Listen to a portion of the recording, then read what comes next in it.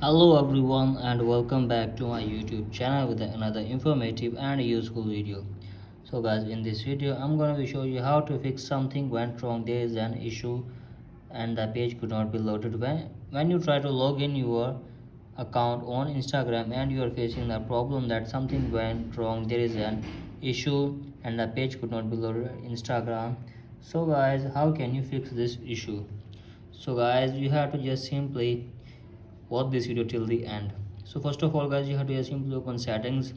From here guys, you have to make sure that your internet connection is working properly and you have to make sure that you are not connected any VPN. So guys, after this you have to just simply turn on airplane mode and again turn it off and check if the problem is fixed or not. If you are still facing the problem, then you have to just simply tap on journal, tap on software update and make sure that you are using the updated version of iOS. If you don't have updated version, then you have to just simply update your iPhone. After that guys, you have to just simply go back and here's the option of iPhone storage. Then you have to just simply tap on iPhone storage, tap on scroll down and then tap on Instagram, tap on offload the app, simply offload the app and reinstall it again. And after this, check if the problem is fixed or not. If the problem is still there guys, then you have to just simply scroll down and then tap on transfer reset iPhone, tap on reset network setting, enter your iPhone passcode and reset your network setting for one time. And after this, check if the problem is fixed or not.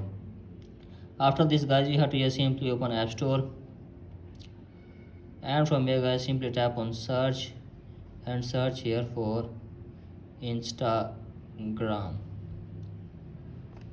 So guys, simply search here for Instagram and from here guys, you have to make sure that you are using the updated version of Instagram. If you don't have the updated version, then you have to just simply update your Instagram app and after this restart your device for one time and after this guys, log in your account again and hopefully your problem will be fixed.